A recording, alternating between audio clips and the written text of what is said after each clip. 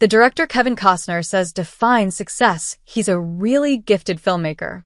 Kevin Costner is a curious case. The star, who first found fame as a rugged Hollywood leading man taking on enigmatic roles in The Bodyguard and Robin Hood, Prince of Thieves, has since struggled with staying atop the cinematic mantle. It would seem that for every major hit he is involved with, such as the aforementioned smashes, his Academy Award-winning picture Dances with Wolves and recent stint on Yellowstone, he has a project which seems to fail miserably. Few people who lived through the 1990s would be able to note a more publicly shamed movie than Waterworld, which tanked at the box office and ended Costner's most successful decade on a damp squib. Likewise, The Postman is one of his most tedious releases, while the jury remains firmly out on his most recent venture, Horizon, an American saga, despite Costner sinking a gargantuan amount of his own money into making the movie.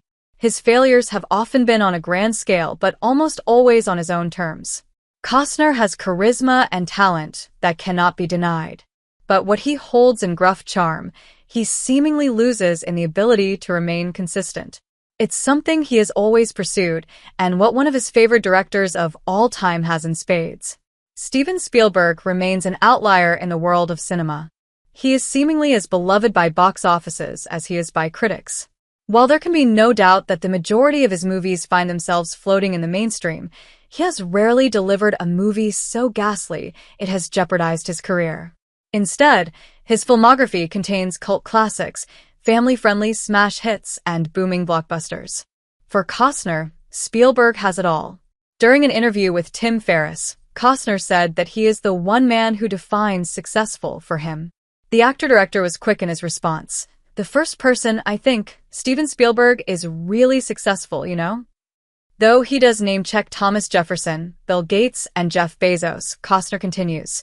Here's a guy who's probably not so dominant in his personality, who's been able to do everything he's wanted to do. In particular, Costner spoke about Spielberg's versatility despite his mainstream perception. I don't think Steven has limited himself. I think early on, people tried to say he can only make this kind of story. This guy is really gifted.